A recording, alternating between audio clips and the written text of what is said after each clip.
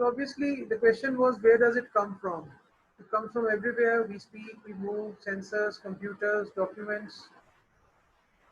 Then we had structured and unstructured data, human generated data and machine generated data.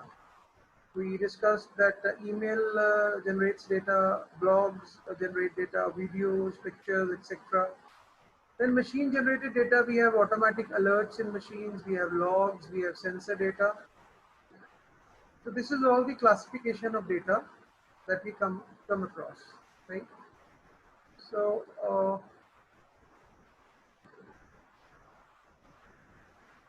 Navneet, can you unmute yourself? Navneet Kaur, unmute yourself. Navneet, can you hear me? Speak up, Navneet.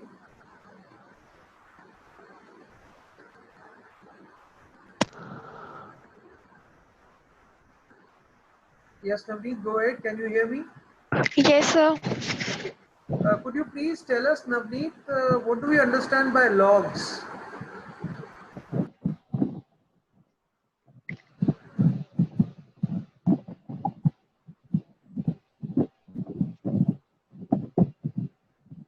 We are waiting for a reply from your side, Navneet. Any activity chart? Activity chart of what?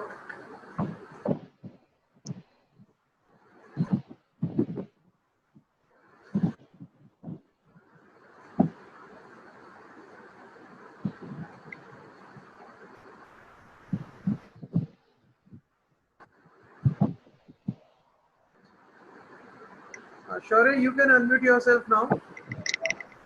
Shaurya Sharma, you can unmute yourself. Hello, sir. Hello. Yes, Shaurya, can you hear me? Hello. Hello, sir. Shaurya, can you hear me? I'm not able to hear you, Shaurya. From my side, Shaurya, you are so far, non-participative in this meeting. In the previous also, I can't hear you. There's some problem Yes, with the sir. device that you are using. You see, you need to rectify that because Hello, we sir. cannot go with your hand raise all the time. Varisha, unmute yourself. Yes, sir. Varisha, Navneet said log is some activity chart. Is that correct? Yes, sir. It is an activity charge of some process. Some process. That's more Yes, important, sir. right? So Yes, sir. what all is there in the activity chart? Like, like we log in and log out now. Okay. That type of an activity chart it is. All right. Nancy, can you unmute yourself now?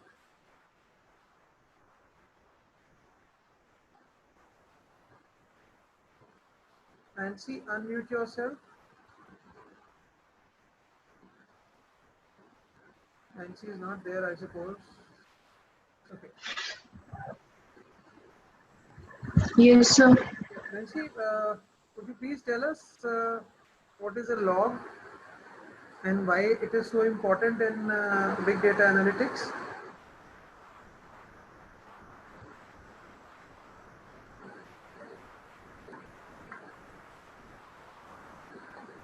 Okay. So Ritika, unmute yourself. An activity.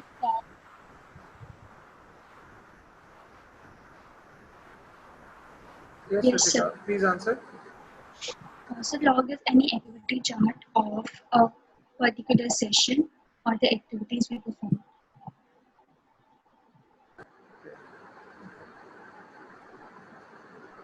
Fine. So let's continue. This initial, discussion, I'm calling you by name so that we get into an interactive mode, and I should not be speaking only because the idea is not to just go through the PPT, but to highlight each and everything that is there in it. And maybe in the later lectures, from third lecture or fourth lecture onwards, we'll be working a lot of practical things. So till the time we reach there, kindly stay focused, all of you. So next thing obviously is what is big data, right? So we defined it as the term for a collection of data sets so large and complex that it becomes difficult to process using on-hand database management tools or traditional data processing applications. That means we are here defining big data as two things. One, it is huge, and second, it is complex.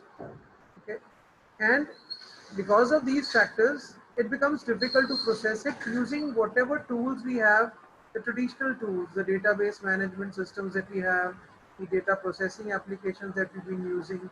So if we use them, we cannot, analyze this huge data. We cannot handle this huge and complex data. Complex simply because it is in different forms. It is unstructured. It is maybe semi-structured. Okay, so there is no fixed structure with it, and with that, it is coming to us at a huge, velocity, great velocity, and the volume is also great. So you remember the three V's: volume, velocity, and variety. All these things make it difficult for us to handle big data using the traditional tools, right? Then we saw that everything that we are, involved in today's real world involves big data. Experiments, research, photo sharing, CCTVs, social network, e-commerce, point of sales, mobiles, everything, everything involves data. And all the more so important, to analyze this data for, the corporates or the multinationals to generate and increase their revenues, right? And increase their customer base. Okay. So the analytics helps them to understand the customer sentiment. Now this data has been rising steadily, but very exponentially. It is increasing, but the increase is exponential, as you can see from this graphic. And herein we also get to know about exabytes, the next unit after petabyte. So if somebody of you can, just tell me what exactly are these terms. So let's ask Ritik. Ritik, can you Yes, sir. please tell us what is this exabyte? So 10 raised to power 25, I think. अब देखो 9, 12, 15, 3 के multiples में आ रहे हैं 25 तो आएगा नहीं Hrithik, right? No, sir, 25. No, 10 is for 25 नहीं 24, आएगा ना, sorry, 24. 24 भी नहीं है. So you just try to, some of the types you're already aware of. So try to memorize a few more. Okay. So let's hear from KB Kushpreet. and Yeah, Kushpreet, can you please tell us what is an exabyte? Yes, sir. So it's equal to 10 to the 18. Okay. Louder, Kushpreet. I couldn't hear you. Maybe the mic should be more close to your face. Yes, sir. 10 Sir, raised to it's power 18 is the correct yes, answer. sir. Okay. So we also saw like the different ones, the zettabytes, the yottabytes, the xenotabytes. So just to refresh your memory, maybe, I can again bring that graphic in front of you so that you remember what these data types look like, right? So this is the entire, the data sizes chart that we had. EB is exabyte is 10 raised to power 18, zetta is 10 raised to power 21, yotta is 10 raised to power 24, and so on. I think I've sent this file to you, so you just have a good look at it so that you are aware of all these data sizes, the units that data sizes are mentioned in, right?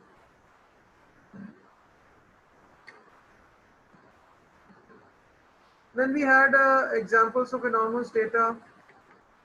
I think you all know it. You all use these, so you are aware of them. Then we decided that the traditional systems that we are working on, they are not able to store this huge data simply because these big data files are very big. One file could be at least 1 TB in size. And if you need to, store these files, store this data, manage this data, then huge cost is involved in increasing server capacity. If you want to increase your network capabilities, your storage capabilities, then you need to invest a lot of money. And that is why most of the data in the real world remains unprocessed. And approximately 90% of this data is unstructured. And enterprises are unable to process this data. So what needs to be done? We need to do three things. One, we need to store this huge amounts of data that is being generated nowadays to store properly, to process it properly and quickly, and to analyze it for business enterprise growth. And one solution to this problem is the use of a technology known as Hadoop. Okay. Then we had a historical preview of big data. What was the problems and what white papers were written. So one white paper was Google DFS or Google GFS, so Google File System, and it was in 2003 that this was published. Doug Cutting was working on DFS as well, so he found this solution and named it as Hadoop. Okay, this distributed file system. He named it as Hadoop after his son's toy, name of the son's toy elephant, right? And this was later donated to Apache, which is a free software, society sort of thing, Apache Software Foundation, and it is now a full-fledged project on Apache. The timelines: 2003, the paper was published. 2003, remember, right? Then the next analytics part was there. The data was stored, then it needed to be analyzed. So Google wrote another white paper for it, known as Google MapReduce algorithm, right? And it was again Doug Cutting who made it possible, checked it in the full-fledged production environment of Yahoo, and again it was donated to Apache as a full-fledged project, right? So this was in 2004. So to see the timelines, 2003, Google released a white paper called the Google File System. In 2004, Google released another white paper called MapReduce, Simplified Data Processing on Large Clusters, right? Okay. And in 2006, we had this, Hadoop was born, okay? And it is an open source project under the Apache Software Foundation licensing scheme, right? So this is about the Hadoop and a brief history. Then Apache Software Foundation, it has projects based on meritocracy, right? They are governed by merit, okay? And this Apache Software Foundation is a non-profit organization which was founded in 1999. But today we are having some problems with our license account. So as soon as this meeting ends, another 1-2 minutes, you can rejoin on the same link, right? That's clear to all of you. Give me a raised hand. Today we are having some problems with the license account. So yeah, you got it. That we'll be rejoining on the same link, all of you, right? Thank you.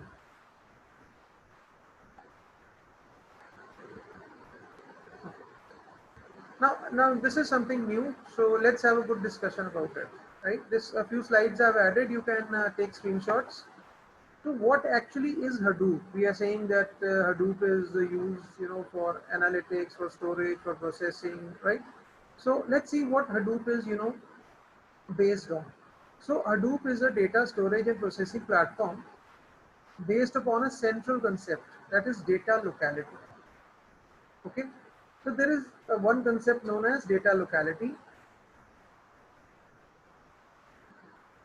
People are still raising hands. Anything important? If there's something important, you can raise your hands. Otherwise, you can lower it right now. Okay. I'll be coming to a question answer session after 2 more slides. Okay. Just wait.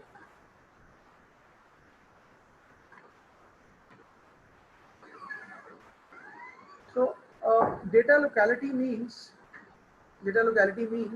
bringing the computation to the data rather than the typical traditional pattern of requesting data from its location. So what we have been doing before Hadoop, we were taking data to some processing application, that this is the data, this needs to be processed.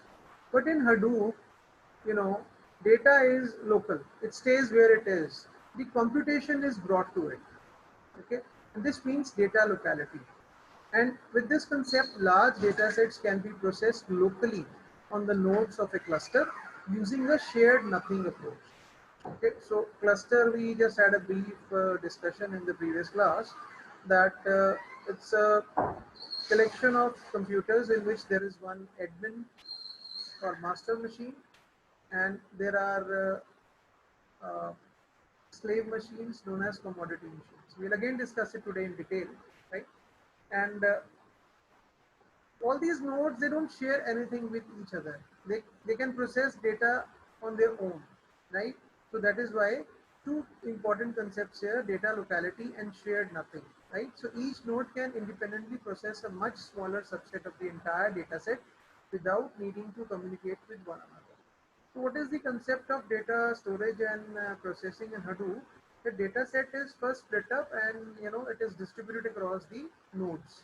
Then each node processes data on its own and all the results are then combined together, right? And while processing the data, nodes don't need to communicate with one another. Another thing, Hadoop is schemaless. As I told you, when it is going to deal with unstructured or semi-structured data, so it is schemaless, okay? We call it schema on read system, right? And if you go with what you studied in the previous semester, Oracle is schema on write system. What does schema on write or schema on read means? Schema on write, like Oracle is, it means that you need to first have a schema to actually store the data. Data cannot be stored until and unless you create some structure, like the table structure you used to create. You used to give the column names, you used to give the data types, and then you store the data. But here data is there in any shape. It is ready to be analyzed and stored. So Hadoop is schemaless and it is referred to as schema on read system. Whereas your Oracle or the relational databases, they are termed as schema on write systems.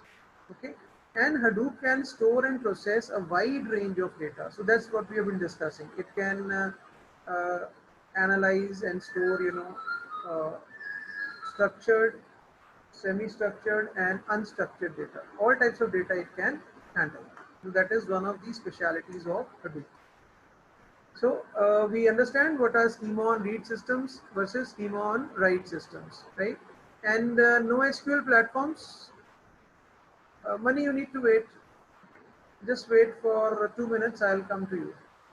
NoSQL platforms such as Apache, HBase or Cassandra are classified as schema on read systems. So SQL platforms like Oracle, DB2, they are all schema on write.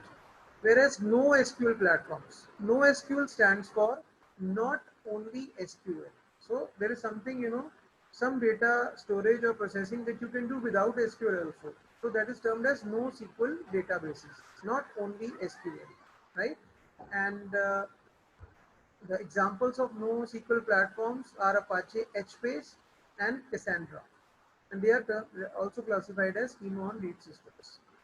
So because the schema is not interpreted during write operations to Hadoop, there are no indexes, no statistics, or other constructs typically employed by database systems to optimize query operations.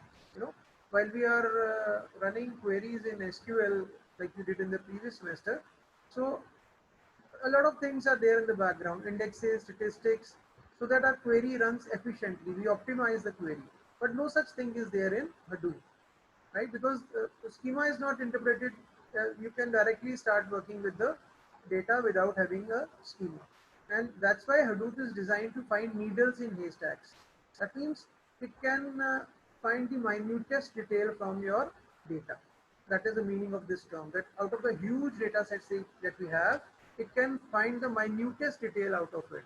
And that is simply possible because of its data locality and shared nothing approach. Okay. So now we'll have some questions, and then I think we'll have a next meeting after some time. So Mani was there. Yes, Mani. Go ahead. Ask your question, please. Sir वो actually वो क्या था क्या कहते हैं sir read write on read and on right का sir repeat करना. What do you want to ask in that? Sir actually sir आपने टर्म मतलब आप बता रहे थे कुछ सिस्टम का रिलेट कर रहे थे उसको ट्रेडिशनल सिस्टम्स के साथ schema on the basis of schemas. I think I explained very clearly that schema on read systems are those, okay, schema on read means which don't require a schema to process or store data. Yes. And schema on write are in which we need the schema first, only then the data can be stored and then it can be analyzed. So Oracle is schema on write. Okay, sir. right? आपने जब Oracle पढ़ी है, you have first created a schema. Structure Yes. बनाते हैं ना, table बनाते हो, फिर data Yes. store करते हो. Table में you tell the columns, the types. Okay, no such Yes. thing is required in Hadoop. That is why it is simply schema on read, whereas Oracle and all the relational databases are termed as schema on write systems. Okay, sir. Is Thank this you. clear? Yes. Yes. Okay. Any other question? You can raise your hands, please. Any other question? You can raise your hands. We have approximately 2 minutes left for this meeting. I told you we are having some issues with our licensed account today. It will be resolved soon. But till the time, we'll have 40 minutes duration meeting. So this meeting has about 2 minutes left. So if there are any questions, okay, I'll move forward then. This is basically a review and some new concepts in today's lecture, and then in the second meeting we'll start again some fresh topics, right? So this is the Hadoop core components. I told you, remember, Hadoop has two core components. One is the HDFS, which is Hadoop Distributed File System, which is also termed as the storage subsystem of Hadoop. And the second one is the processing or the resource scheduling subsystem, that is known as the Hadoop Yarn. Yet another resource negotiator. The previous name, the first version was known as MapReduce, and the subsequent versions they are termed as Yarn now. So MapReduce and Yarn are synonyms, right? New name is Yarn, yet another resource negotiator. And each component, you know, HDFS and Yarn is independent of each other. They can operate on its own in the cluster. If you combine both this HDFS and Yarn, then you call that thing as a Hadoop cluster. Remember, HDF cluster and Hadoop cluster, HDFS cluster and a Yarn cluster can operate independently. When they are together, co-located, then you call it a Hadoop cluster. Okay, and individual machines in a server are known as nodes. Then we have Hadoop ecosystem projects. You can see on screen, right? Data analysis projects, data ingestion, then NoSQL databases, and the security, right? So I'm stopping this meeting. We can join again in 2 minutes time, right? So let's now discuss the commercial Hadoop landscape. We discussed this in the previous class also. So just to have a quick revision. Although we know that Hadoop is an open source project under Apache, but there are many commercial vendors also, right? So the first commercial Hadoop software was the Cloudera, right? It was called the Cloudera distribution of Hadoop. Now there are two types of vendors, Hadoop vendors. One, they are known as pure play Hadoop vendors. We call them pure play because their business models are based upon Hadoop in totality, right? And there are many other vendors whose main business model or core business model is not Hadoop. So they come under the Open Data Platform Initiative. They are the ODPI members. Okay. So these ODPI members are IBM, Pivotal, Teradata, etc. Right. And this was formed. ODPI was formed. The reason for its formation was to provide a consistent commercial ready set of Hadoop core and selected ecosystem components. Since it is not based totally on Hadoop, so there are selected ecosystem components in it, right? So you can see the classification here. Pure play Hadoop vendors are Hortonworks, Cloudera, MapR. Whereas you can see a large number of ODPI members. Remember, ODPI members are those whose core business is not Hadoop. They use selected Hadoop ecosystem components. Now, important thing, typical Hadoop use cases, that is the areas where Hadoop is used. So as we discussed in our previous section, in our previous class, that three typical Hadoop use cases are what you see on the screen right now. One is the data warehouse, ETL process.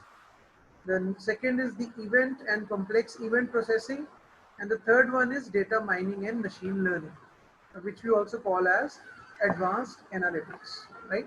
So data warehouse offload, the most common use of Hadoop is this, in which data is picked up from data warehouses. A data warehouse is where you store a huge amounts of data, just like a warehouse at your home. You store a lot of junk things there. So similarly, in a data warehouse, there is a lot of data which has been collected over a period of time. And if you need to analyze it using Hadoop, you must first bring it to Hadoop and go through the ETL routines, that is the extract, transform, and load. Okay, and the advantage of Hadoop, for this data warehouse analyzing of data is that the lower storage cost and lower processing cost. That is one big advantage of Hadoop. That to store data or to process data, the cost is much less as compared to other systems. So if we discuss of MPP platforms such as Teradata or Oracle Exadata, they are they give you a lot of cost, maybe 10-20 times the cost of Hadoop if you need to store and process the data using these facilities, right? So if I may ask somebody, yeah, let's see, let's ask Raju Kumar. Unmute yourself, Raju. Yes, sir. Raju, what is this MPP platform? Can you see here? Specialized MPP platforms. See the last bullet, right? What is this MPP, Yes. Raju? Sir, MPP, I think some related to high command data.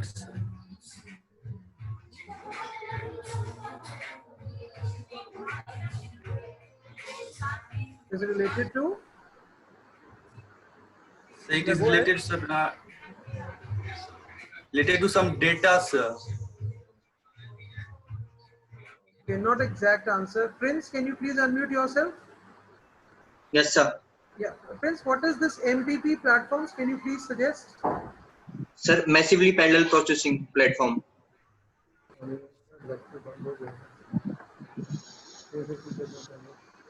Hello. Yes, go ahead. Sir, massively parallel processing platform. Yeah, massively parallel processing platforms. This term is for, these Teradata and Oracle Exadata, they come under massively, parallel processing platforms.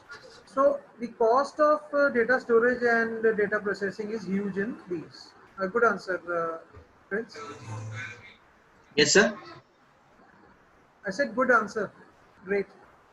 Okay, let's now see the event processing. Event processing usually, is when you pick up a lot of data from various sources, from streaming data sources, message data, tweets data, log data. Okay, so when you just bring it for analysis, then this is termed as event processing. And once again, the advantage with Hadoop is low cost and low computational cost, right? And it can mine huge volumes of data to identify patterns out of it and predict something. The third thing, as all of you know, the very important area of machine learning. So it is termed as advanced analytics. Okay? It is the process of identifying patterns in data and building mathematical models. So what we do is first we identify that this data, this particular set of data is giving these signals. These are the patterns. And then you build a model on it, a predictive model. And then you predict what will happen to the subsequent data that comes after it. So that is the basis for your machine learning concept. So Hadoop, acts as the first stage of your machine learning, wherein you are able to process and analyze huge amounts of data, and then you are ready for predicting that data, right? Any questions? If there are any questions at this point, I would be, more than happy to answer. You can raise your hands if there are any questions in these 3 slides. That is the typical Hadoop use cases. I think they are clear. All right. So let's go ahead. This I'll just skip through. You remember? Yeah, I'll just flash this slide in front of you. You remember that to store these huge big data files, we require a good storage and a good analytics algorithm, and Hadoop provides both of them, right? So Hadoop gives us a distributed file system, which we call as HDFS, Hadoop Distributed File System, and an analytics algorithm, which is known as MapReduce algorithm, and it has got further implementations in Pig and Hive, which we will discuss in due course of time. So then we discussed this structured versus unstructured. I think it's clear to you now. The slide is important. You must have taken a screenshot. If not, you can take it again, right? And then we have this IBM's definition of big data. Remember the 5 V's of big data. IBM started with 3 V's: volume, variety, and velocity. And then 2 new were added later on: veracity, that is truthfulness of data, and value, that means how much valuable is data to the organization.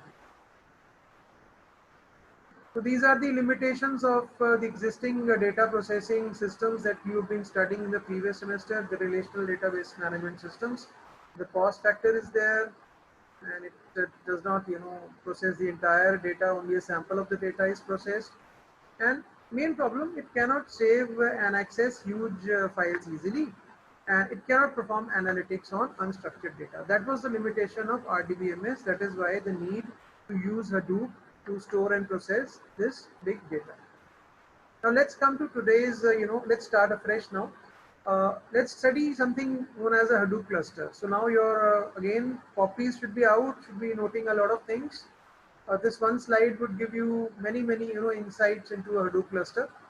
So you can consider a Hadoop cluster as, one in which is based on a master-slave architecture, and in which there is an admin node, a heavy-duty machine, which we call as the admin node, and there are further, commodity machines known as data nodes, right? So you can see the configurations for admin node. You can see the configuration for admin node and commodity machines. Your admin node basically must be at least a Xeon processor with at least 64 GB RAM. And your commodity machines, commodity machines, the name, it suggests 2 things, 2 characteristics. Number 1, they are cheap, not very expensive. Number 2, they are prone to frequent failures. Okay, this is what you understand by commodity machines. So your commodity machines would be an Intel i7 processor with 1 TB hard disk and minimum 8 GB RAM. So consider your cluster as a master-slave architecture in which there is a master machine known as the admin node, and there are hundreds of slave machines known as commodity machines, or you can call them data nodes also. We'll understand why we call them data nodes. So now this admin node or the admin machine, it has got 2 daemons running on it. By the term daemon, we mean a process or a service. Okay, just like in Windows we have services. You can see here. What are daemons? They are a type of program which run on Linux or Unix operating systems. They run in the background and respond to events such as client requests, and they are equivalent of services in Windows. So when you have services, every process has got a service associated with it. So service and daemons are analogous, right? Okay. So your admin node has 2 daemons or 2 processes running on it. First is name node. Second is job tracker or resource manager. Okay. Old name is job tracker, but the new daemon name is resource manager. So we'll go with resource manager. I repeat, admin node has 2 daemons running on it. Number 1, name node. Number 2, resource manager. We're just taking, just a brief introduction into a cluster. We are going to discuss each and everything, each and every process in detail, right? And we are going to see them running in practicality. This is just not theory. You'll see each and every name come in front of you when we are actually using a cluster, which we will create on our own, on our laptops or desktops. Similarly, your commodity machines, they have 2 daemons running on it. One is the data node. The second we can call task tracker or node manager. Task tracker, old name. Node manager, new name. So a recap, admin node has 2 daemons running on it, name node and resource manager. Your commodity machines have 2 daemons running on it, data node and node manager. Okay, what they do is written on the screen. I won't go into the details since we are going to study them in much detail later on. But just one short comment that your name node, it stores metadata. I'll speak 2 sentences. Number 1, name node stores metadata. Number 2, data node stores the actual data. So your actual data that you're going to store, the huge data, that is stored on the commodity machines, that is stored on the data node. And what name node does is, it just keeps a track of that data. So it keeps a track of that data. That means it stores metadata information about it.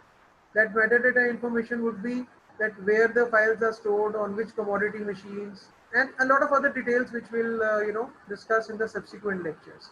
Right now, two sentences just to keep yourself these sentences fresh in your minds. Number one, name node stores metadata. It does not store actual data. Okay, data node stores the actual data, and data node always interacts with the name node whenever some data related operation needs to be there. Data node must be in continuous interaction with name node. Data node stores the actual data. Name node does not store the actual data. It stores the metadata. That is data about data. That is information about the data. Okay. The details would be there later on. Similarly, the resource manager, it manages the processing of your data. Okay. It just manages the data. It does not actually process the data. The actual processing is done by the node manager on the commodity machines. And this node manager must be in touch with your resource manager. Okay, a cluster, a small cluster can have 15 to 20 machines. Yahoo clusters, there are so many clusters with them, and maybe 50,000 up to 50,000 computers in a cluster in Yahoo, right? So those are the practical things. For our use, what we can do is we can set up a cluster on our laptop. That would be the installation of Hadoop. So when we install Hadoop on our laptops or desktops, we say that we are setting up a single node cluster. You see, there is only one machine. There is no master and no commodity. Your laptop would act as master machine also, and would act as a commodity machine also. So such type of installation of Hadoop on a single desktop or laptop is termed as a single node cluster, which we will do at this weekend. I promise you that, right? So any questions for this slide you can please ask. I'm waiting for your questions. Yes, I'm just coming to you, just a second.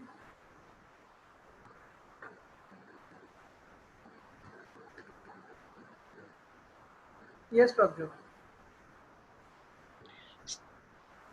Sir, please. Yeah, go ahead.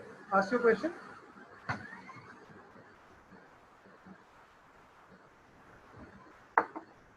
Prabhu, I'm listening.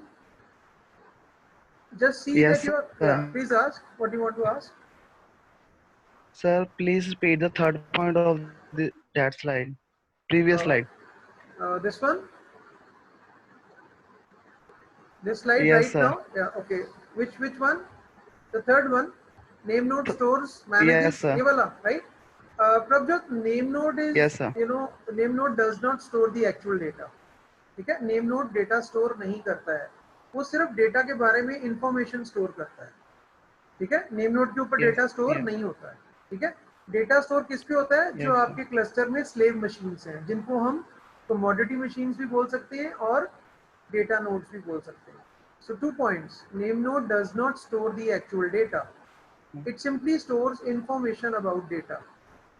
Okay? We call it that it stores metadata. Okay.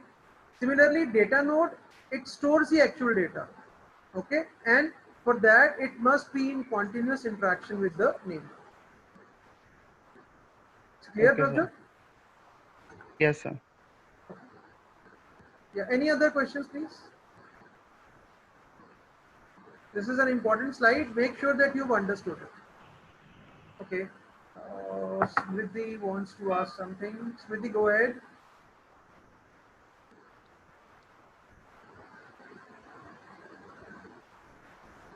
Smriti, please unmute yourself. Yes, sir. Sir, difference between resource manager and node manager. Okay. Smriti, resource manager is a process running on the admin machine. It manages your processing. Remember, it manages your processing. It does not do the actual processing. It manages your processing. The actual processing is done by the node manager daemon or the node manager process, which runs on your commodity machines. Okay, sir. See, I repeat for all of you that in a cluster, there are two types of machines. One machine, the master machine, and hundreds and thousands of other machines known as slave machines. We call these machines data nodes, simply because the data node process is running on them. and we call the master machine as name node because the name node process is running on that. I think this nomenclature should be clear to all of you. Name node is your admin machine. Why it is called name node? Because this name node process is running on it. Okay. And data node, all your commodity machines or slave machines, you can refer to them as data nodes because the data node process is running on them. Okay. Any other questions? I am still waiting. You must be clear about each and everything. Okay, Varisha. Just a second, just a second. Yeah, Varisha, go ahead.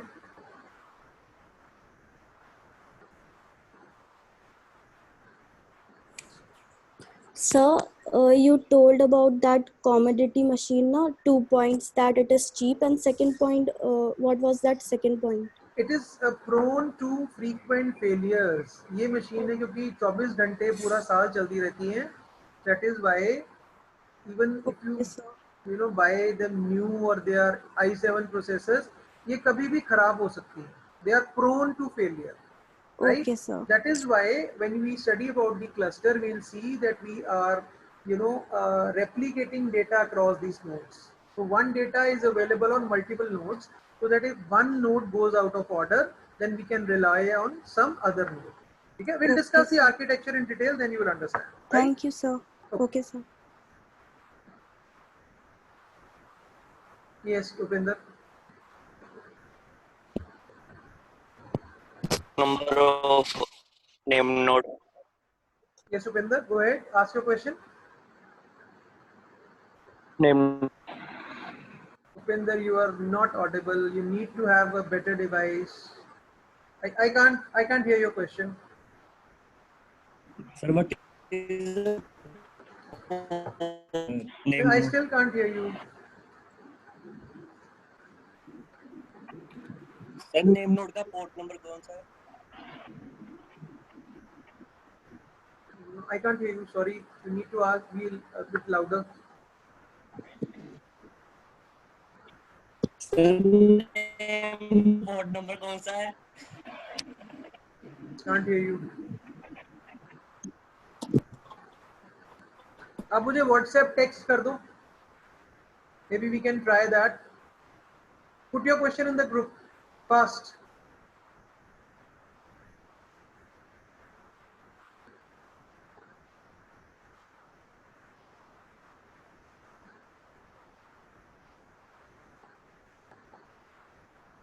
Anybody else can ask the question while Upinder is typing his question, and I won't be entertaining this type of querying, you know, in group, but for one time only, you know, if Upinder wants to ask something good, he can just put it in our group. Yes, any other questions, or shall I go ahead? If you have understood, you know, the things till this point, just give me a raised hand, all of you, so that I may assume that you are not sleeping, you are all with me.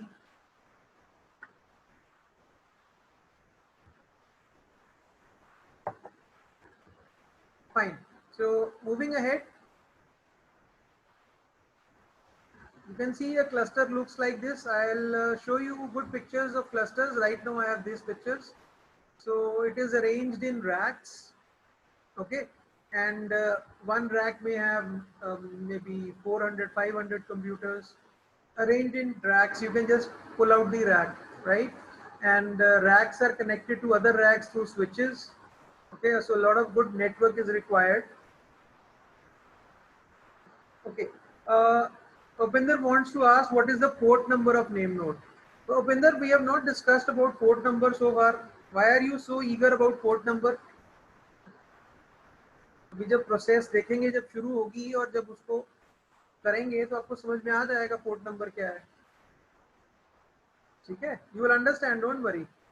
We'll be learning about all the port numbers of all the processes. Every process runs on some port. So when we actually run the cluster, you will see it, right? If it is okay, you can give me a raised hand, Upinder, that you have understood. Shaman Jung, your hand is raised. Okay, fine, Upinder, lower your hand.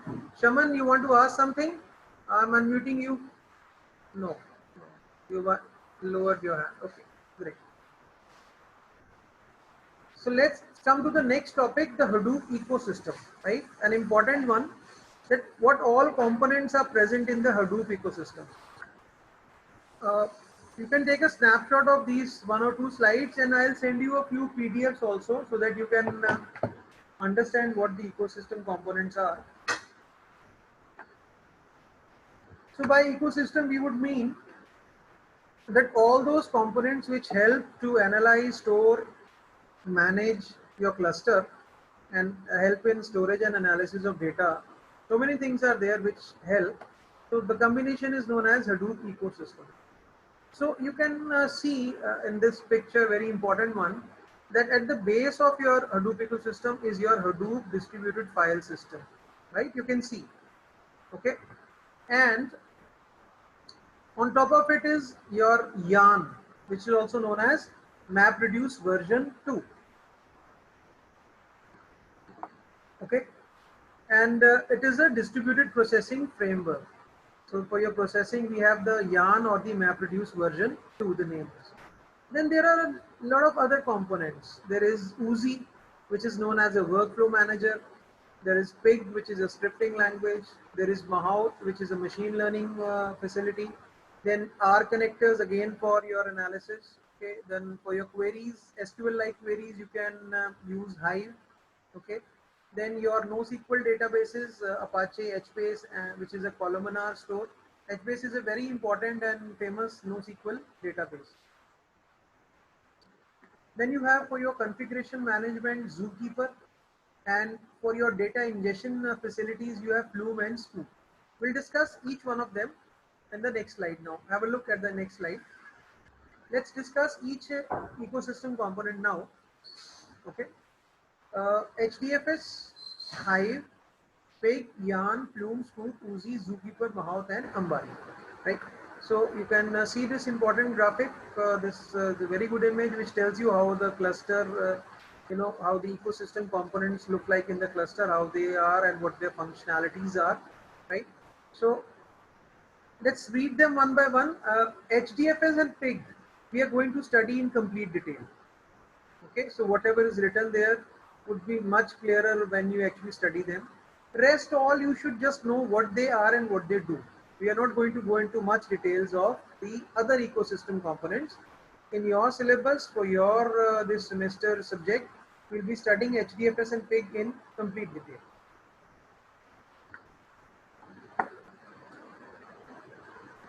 So HDFS is, remember, Hadoop distributed file system, and is used for managing big data sets with high volume, velocity, and variety, right? And obviously it is a master-slave architecture in which name node is the master and data node is the slave. Remember, keep this in your mind very clearly. In architecture, your name node is your master node, master machine, and your data node is your slave machine. Okay, and HDFS is well known for its big data storage. That is, it is famous for storing huge files, big files. Then Hive is a high-level query language, which is similar, which is used for your query handling, and it is built on top of Hadoop for providing data summarization, query, and analysis, right? And similar to SQL, Hive has got something known as a HQL, which stands for Hive Query Language. Okay, there are certain methodologies, processes in there, partitioning and bucketing for faster data processing, but we are not going to go into detail of all those things. Then Pig is a high-level language built on top of MapReduce. So remember, I told you that initially when this big data technology came into picture, there were just two components, HDFS and MapReduce. Now this MapReduce was complex, built on based on Java, and very difficult programs and long programs were there for programmers. So just to reduce that complexity, and make it easy for programmers to work with the queries for data analysis, this Pig language was designed. It is basically it is based on MapReduce itself. So whatever you do in Pig, whatever command you write, when it runs in the background, the MapReduce command is running in the background. But that is hidden from the user. The complexity of that MapReduce command is hidden. So you can write very easy and quick short programs in Pig as compared to MapReduce, and you can say that the data size decreases by maybe 1/5 to 1/8. Whatever you would write in MapReduce, and when you write it in Pig, the size would be 1/5 to 1/8. Okay, so, and it is also known as a data flow language. It is very well integrated with Python, and it was initially developed by Yahoo. So these are a few facts about Pig, but we are going to study it in much detail, right? HDFS and Pig, whatever is available, we are going to study it. We're going to implement it. Then we have Yarn. Yarn would be doing all the processing for us, okay, and stands for yet another resource negotiator. It is also called as MapReduce version 2. And you see the two major functionality. The previous name was Job Tracker and Task Tracker. The new names are Resource Manager, Node Manager, and the one third process which runs in the background is the Application Master. Okay. So remember the Yarn daemons. Okay. When somebody asks you what are Yarn daemons or Yarn processes, you will say two Yarn processes: Resource Manager and Node Manager. Resource Manager runs on the admin machine. Node Manager runs on your commodity machines or your data nodes. Similarly, if somebody asks you what are the distributed file system services, so there are three services: the name node, the data node, and then another which helps name node, another process, that is the secondary name node. I repeat, distributed file system services or daemons are three. Number one, name node. Number two, data node. Number two, secondary name node. And when somebody asks you about Yarn daemons, there are two Yarn daemons: Resource Manager and Node Manager. Fine. So let's move ahead. Yarn also will be studying in between, the process scheduling and all. We'll be studying something about Yarn also, but not in much detail. Then we have Flume. If you need to move log data into Hadoop for processing and then back for reviewing, okay, then you require a ecosystem component known as Flume. Okay, so when you're dealing with log data and you're moving log data into Hadoop for analysis, then the ecosystem component that does is Flume. And if you want to do the same thing with your relational databases, okay, log data would be unstructured or semi-structured, but your relational database would be structured. So if you want to move structured data from your relational database into Hadoop for processing and then back, then the ecosystem component which does it is Scoop. Then there is a component Oozie, which is a workflow scheduler system, right? So it does all the scheduling for your processing, for your storage, when the processing would start, when the processed results would be merged. Okay, so it is an effective system and it manages your Hadoop clusters. Oozie, a workflow scheduler system. Then Zookeeper is there for your configuration management of your cluster, right? So whatever services are required, serialization, atomicity of the processing transactions, this is all provided by Zookeeper. Now, if you want to do some predictive analytics on your data, then the ecosystem component that helps you is Mahout. Okay, it's used by many companies, Mahout. And then Ambari is designed to make your Hadoop management simpler by providing interface for provisioning, managing, and monitoring Apache Hadoop clusters. So most of these things you won't be able to view when we work on a cluster, okay, because these are running in the background. But you must have some knowledge about what all they are doing.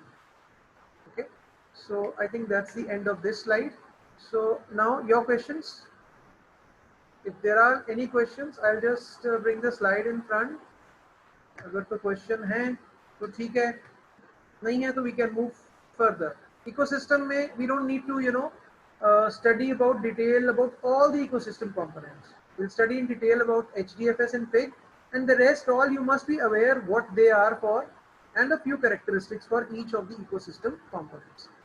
I've already shared 2 PDFs with you. You can study in detail about the ecosystem components from there, right? So any questions you can please ask. Raise your hands and please ask. Otherwise, I'll start with the next topic, very important one, Linux operating system. You see, Linux we need to learn because our HDFS commands are based on Linux. They are similar to Linux. You've already studied Linux, so it would be a, an effort from my side to just to revise that maybe, or maybe to check how much you know, how much you've learned. Yes, Parth, go ahead.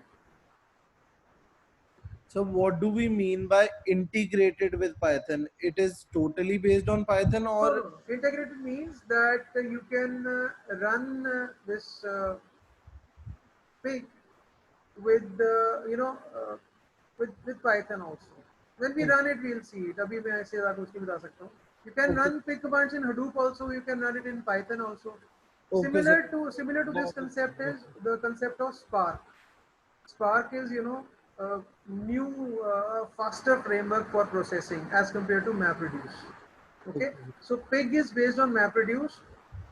Newer version, latest version of processing this thing algorithm in Hadoop is Spark. So Spark, it runs on Hadoop also. It will run on Python also. yes, sir. Okay? So there would be an interface in Python also for running pig and Spark. That is what it means. Very well integrated means that you can work in pig, in Hadoop also, and in Python also. Okay, sir. Is that okay, Parth? You've understood? Yes, sir. Yes. Okay. Any other question, Parth? No, sir. Okay. Yes. Anyone else? So I was saying that Linux is important because most of our HDFS commands would be based on Linux. And since you're going to deal with the file system, when you're going to store your big data, you'll be doing a lot of file-related commands on it. So since it is primarily the idea to use your HDFS is in Linux, so Linux commands are a must. You must be aware of the Linux commands. Yes, Ritik, go ahead. Sir, what is bucketing about I told that? you these are processes which enhance your query analysis and optimization in Hive. We are not going to go in detail for that. That's just a characteristic, that is some process which occurs in Hive. So you can just Google it if you want some good answer for it. So we'll be focusing, primarily on HDFS and pig. There is a lot of detail in them. Let's hope we can finish it in this semester. Finish it and work good with it, right? Yes, sir. Okay. Yes. Any other questions, please? Ritik, you can lower your hand, please. So I think this is fine. Let's move to Linux, right? Now be very attentive. Some of you might think that you know a lot about Linux. Even if you know, it should be a good recap for you. If you don't know, I promise you, you will learn Linux in 2 classes with me. That's my promise. And learning Linux means learning about 50 Linux commands in complete detail, starting from a scratch. You just need to be attentive and you just need to be regular, right? So I'll just give you an outline because about 1 minute and 47 seconds are left. So we'll have an outline here and then we'll discuss it in the next meeting after 2-3 minutes, right? Remember, we are going to have another meeting after this meeting ends on the same link. So let's see now.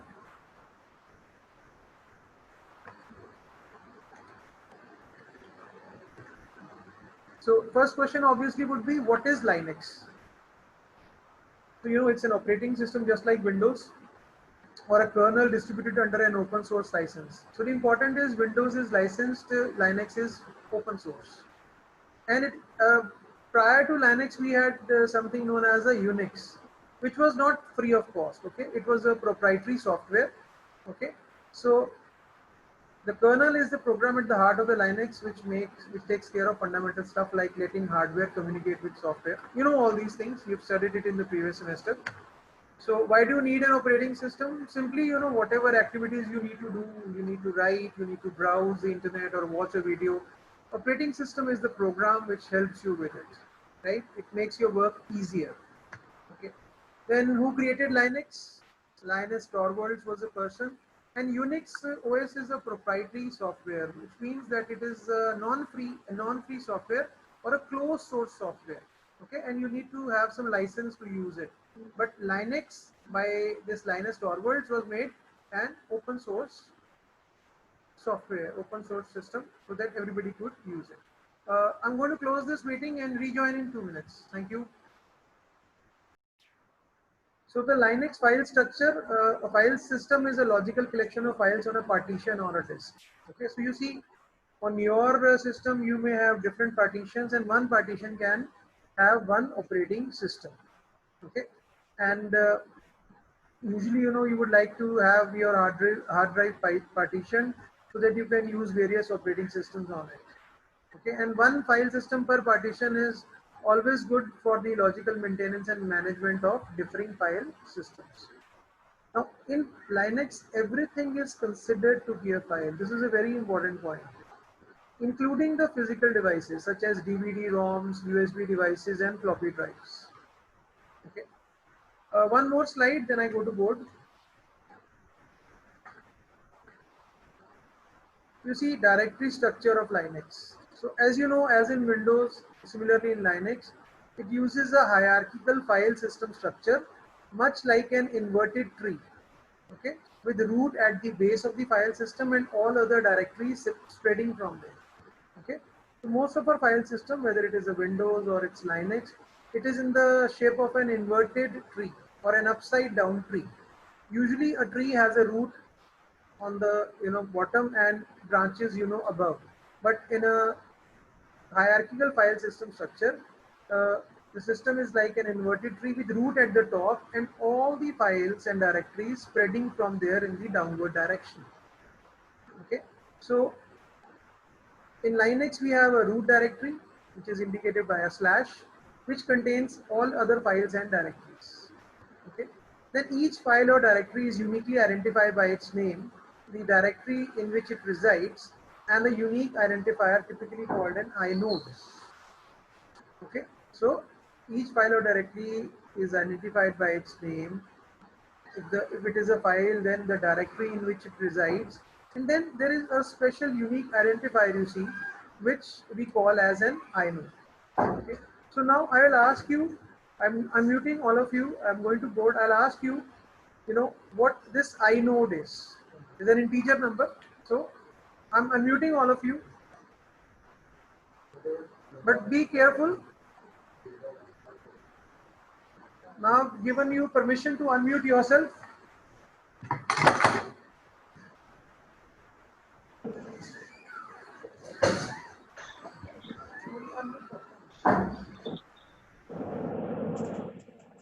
You can see me. Parth, can you see me? Just confirm. Parth is not responding. Yes, sir. Okay. Have the room.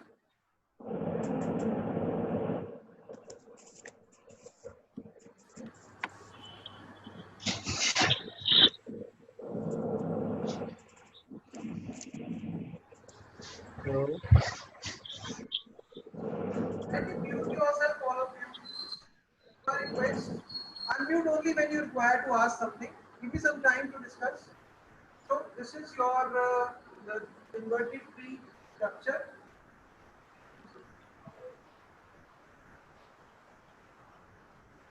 And this is the root directory at the top.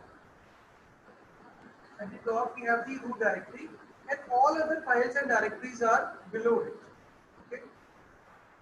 So my question is that in one of the slides I discussed something known as an inode. So who can explain what an inode is? Since you've studied this subject in the previous semester, can you please, any one of you, tell what is an inode? I'm waiting for your response. Your name first and then your answer. Yeah, waiting.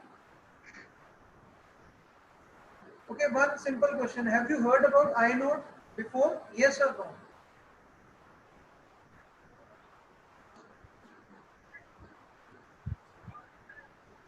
Ritika, can you hear me? Yes, sir. Ritika, have you heard about inode? Yes, sir.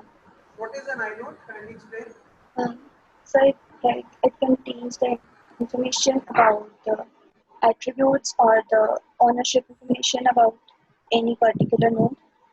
What it is? So like access details of to the What file. it is? What does it look like? How can we locate an inode? Suppose I want to see the inode for a file or a directory. How I can do it?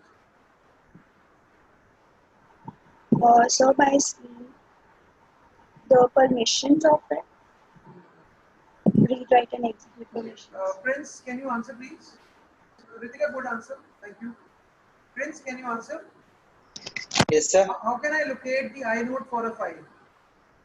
Ritika has told us that inode contains all the information about the file, its access permissions, and all other details.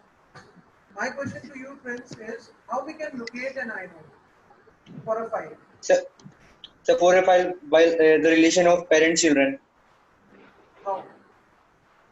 So your answers, Ritika and Prince, they tell me that you are not very clear with inodes. You have not worked with it in Linux so far. Am I right? Yes, sir. So one more question. Anybody can answer. There is a ls command in Linux. There is a ls command in Linux. I've written it here. An ls command, right? So what is this ls-l? Is for long listing. My question is, what does it display? What are the things which are displayed by ls-l? Anybody can answer. Your name and your answer, please.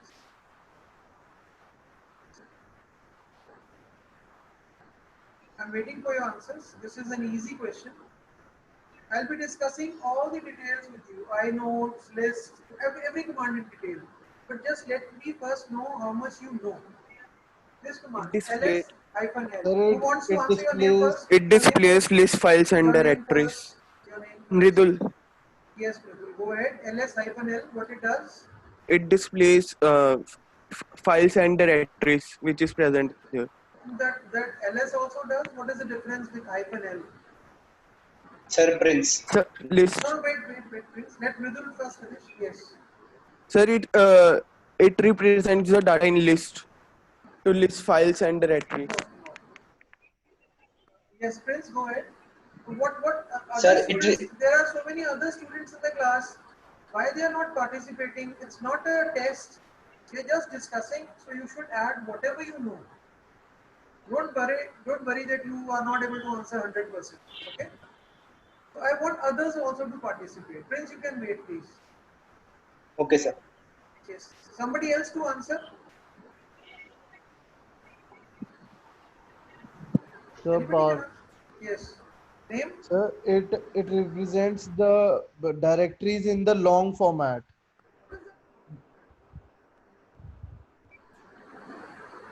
You must know each and everything about this long format. How the files are displayed. Okay, let's make this distinction.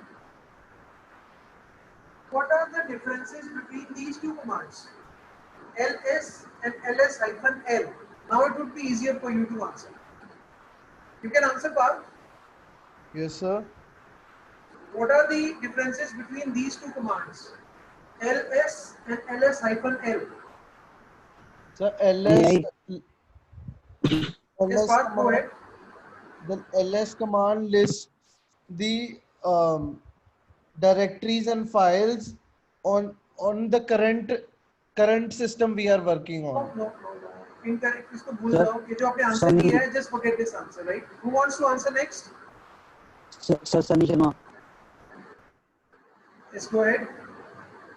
Sir, ls do what ls exactly does is show the name of the directories and files. And what ls-l does, it shows all the details about the directory or file, like the permissions, the owner, like what are the permission, read, write, like this. Better answer. ls-l is the longer, format for listing of files and directories. So the first entry in it is which tells you whether it is a regular file or a directory. So if it is the first character on the left is the hyphen, that means like this. When it is, it will write like this.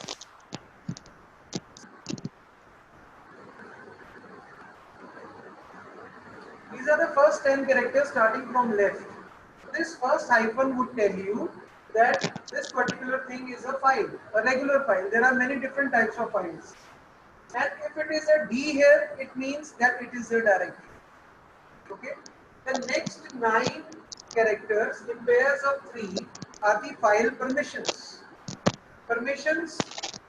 What are the first 3 characters? For whom? R, W hyphen, R, W hyphen, R, W hyphen. These are the 3 sets, 3 pairs of permissions for the user, the group, and the others. Okay, there is something known as a user who has created the file, then the group to which the user belongs, and then others. Okay, so this tells you that the users and the group can read and write the file, but they cannot execute. So 3 permissions are there: R, W, X. R is for reading, read permission. W is write permission. X is execute permission. So currently, whatever file we are analyzing here is having read and write, read and write, read and write for all the 3 categories: for the owner, for the group, and for others who don't belong to this group. Okay, so there are certain commands through which the permissions can change also. So we also study those commands: chmod, chown, chgroup. All these commands are there, right? So we'll start our discussion now. This is just an overview. So now I will start with the very basic things with you, some very basic commands with you. So you can write if you wish. If you think that they are important, you can write them also. Okay. So let's go with this alias command. The first command that we discuss is the alias command. If somebody is willing to answer, they can answer what it means and how it can be written. I'm waiting for your answer. Those who have answered, they may not answer again. Somebody new. Yes, I'm waiting.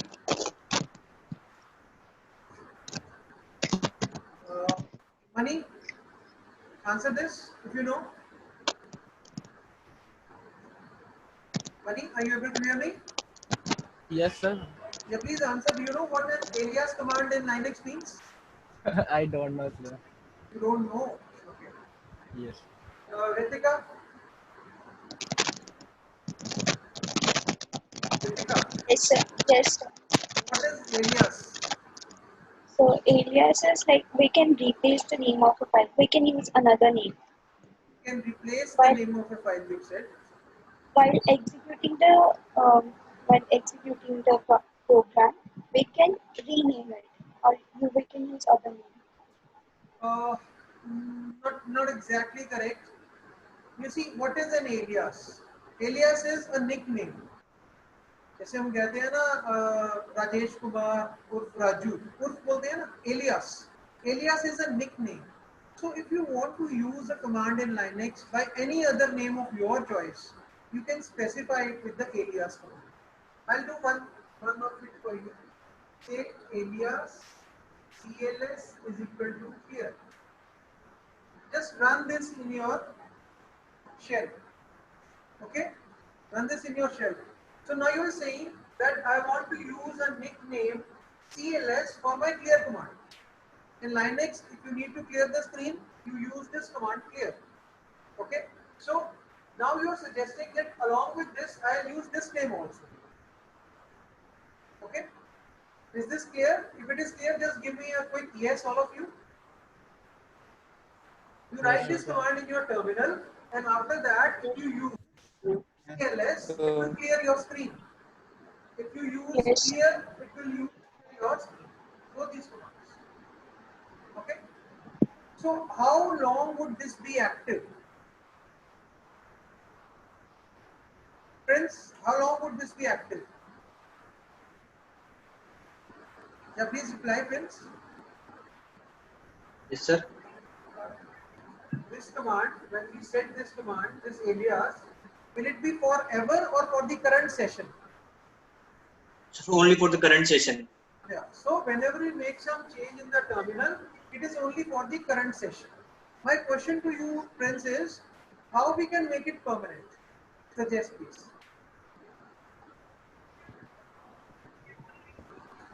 How we can make it permanent? Uh, Somebody else can also answer. There are so many students. How many students are there, Maninder sir? Just see the participants. 57. 57 participants are there, and I'm just talking to a few students. Sir, Rohit. Rohit is. Yes, Rohit. Rohit, अब आप unmute कर सकते हैं. Hand raise की जरूरत नहीं है. All of you can unmute yourself. Yes, Rohit, you can answer.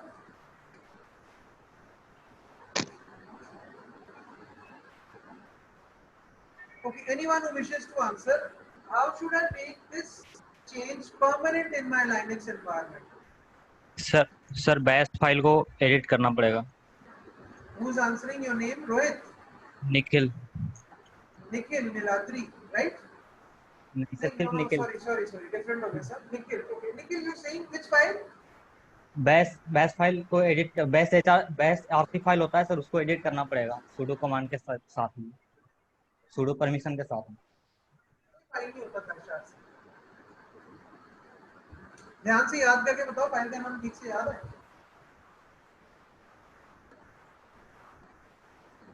So I'm giving this opportunity to all of you to answer, please. Nikhil, your answer is correct, but your file name is not correct. Remember, what is the file name? Sorry sir, bash aliases.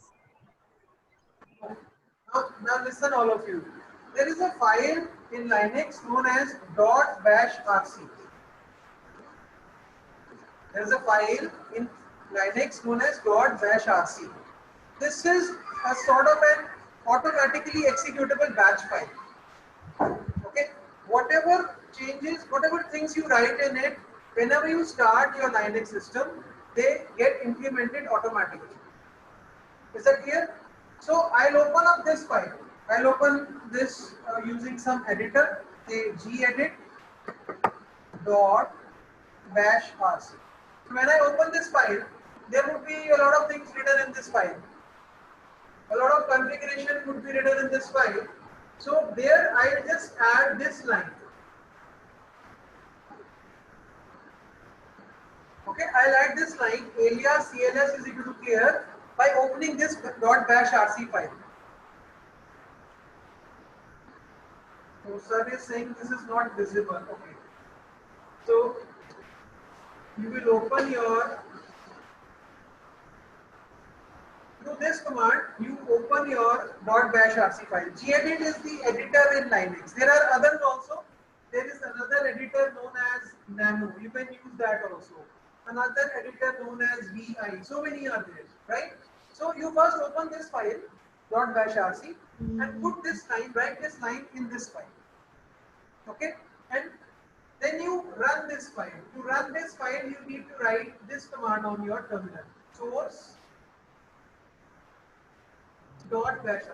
Source.bashrc is to run your bashrc file. Okay. Once you do it, now this command is permanent. To clear the screen, you can either use CLS or you can use clear. That is the alias command. So do you see how you need to learn the commands? You need to learn each and every command so that you understand its complete working. And if most of you are not aware of this .bashrc file, I would say you are not aware of Linux. That's very clear. Similar file in Windows is, can somebody tell me what is a similar file in Windows? If this file .bashrc is a file in Linux for, making changes so that they appear on runtime, what is the Windows equivalent file of this? Anybody can answer. The Windows equivalent file is this. Emacs. Auto executable batch file. Okay. The name suggests that this file, whenever your system starts, this file would be run automatically. Whatever configuration is written in this file would be implemented. Similar is your .bashrc file. Whenever you restart your Linux system, all the commands written in this file would be first executed and then your system would be booted. I hope this command is clear. Alias you can use. There is a lot of power in this command. This is just a simple example. Otherwise, you can do a lot of things with the alias, which I'll give it to you in your tutorials, right? In your assignment. So coming back to screen.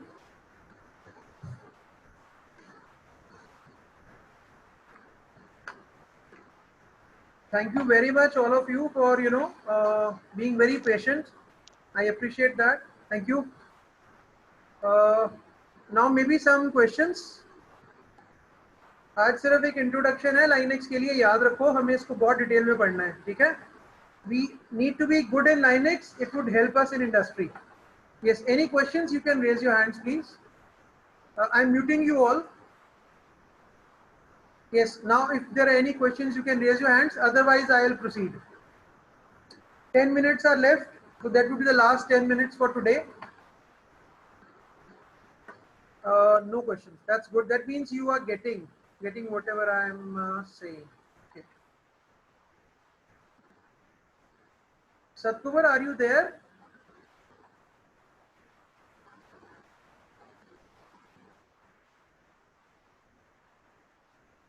Satkubar, unmute yourself. Speak up something. Satkubar, सो तो नहीं गए? Linux में बहुत काम करना है हमें. Next session and next class we'll have a full Linux session.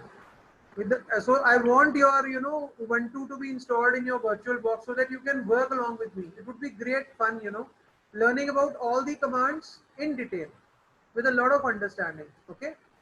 Okay, sir. Good, Satkubar.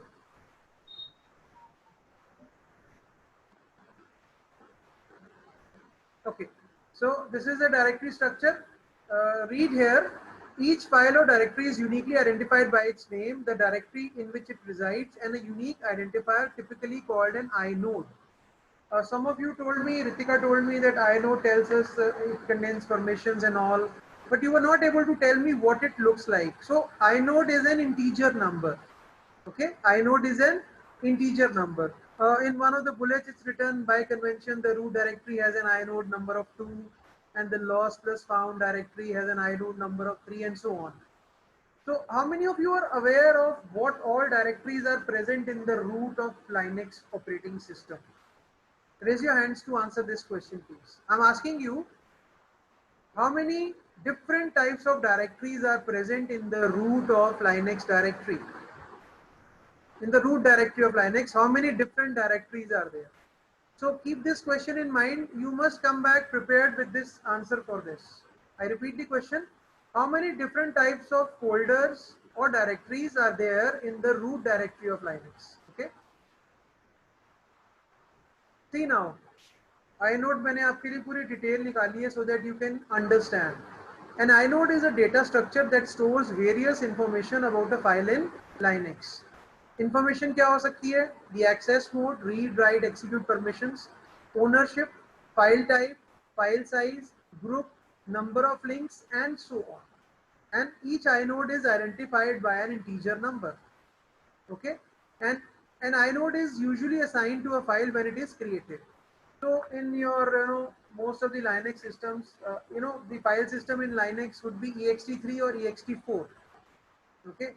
And in such systems, ext3 or ext4, the inodes are created when the file system is created. In other systems like XFS, it is created as when it is needed. Okay, so we will be learning about Linux is based on ext3 and ext4. You must see this when you install Linux or Ubuntu in VirtualBox. It tells you that the file system is ext3. Okay. And if you wish to see the file's inode number, you can do it today if you have Ubuntu there. Just use the command ls-il, okay, and see the output. ls space -i. I is for inode, L is for long listing. Okay, so long listing along with inode numbers. I'll discuss it in detail when we have the next class and the Linux session is there live also. I'll discuss it there. So this was, what I had planned. Now these Linux commands I had planned. So alias is already done. What about this echo command? Let's see some hands raised. All of you are good in Linux. And remember, while you are answering, it's my request to you, don't Google anything. I don't want to see what you can search for. I want to see what you know. Doesn't matter. Once we end our class, once we end a few classes on Linux, you would be totally educated about it. That's my promise to you. So to give an answer, don't Google anything. That's not required, okay? Echo command, you can see the syntax is written echo followed by a string of text. So if I write echo and then after that I write Ajay Sharma. So Ajay Sharma would be displayed on the screen. But echo is usually there to see the path variable, the user ID variable, and other things also. Okay. Then we'll discuss the ls command. There are I've written just 3 -l, -a, -i. I'll discuss about 10, 12 ls variations with you, and I'll show you how actually you can work with them. Okay. Then there is a cat command which is used to create files. Okay. Let me ask somebody. Sarika is there. Sarika, unmute yourself. Sarika, unmute yourself. Yes, sir. Yeah, Sarika, can you tell me what are the things that cat can do for us?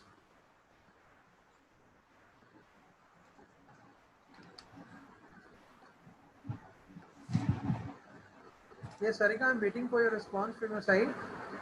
Cat command, what it can do? This is the basic. You must have learned it in the previous semester.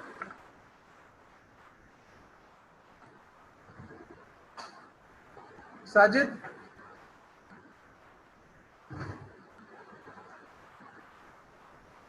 Yes, Sajid, you can unmute yourself.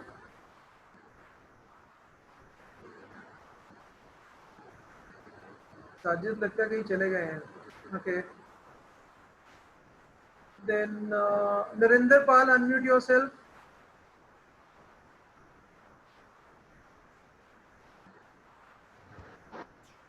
Yes, Narinder. Can you tell us what is the usefulness of cat command?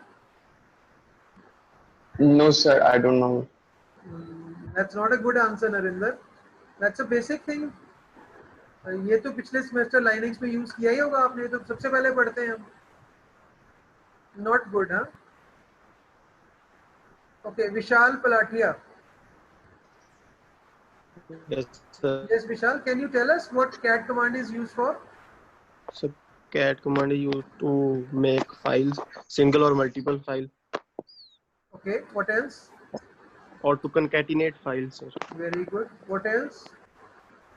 Sir, बस इतना ही, sir. इतना ही पता है. ठीक है, two good answers. Yash Udewal, you can answer this question. Cat command. Yes, sir. So cat command is used for concatenating files, like if we want to access multiple files at a time. Okay, what And else? then we can use concatenate command. Is it? Can it be used for creating files? Yes, sir, we can use for multiple files or single file. We can use it. Oh, can we create multiple files with one command? Are you sure? We can display multiple files, I would say. Yeah, I think we can display multiple files with cat at a time, but we can create a single file at a time, I suppose. Okay. Yash, can we append to an existing file with cat? जब भी हम cat करते हैं create करने के लिए, it will create a new file. So can we use cat to append files also? No, sir. Okay. Ritika, you can answer the same question.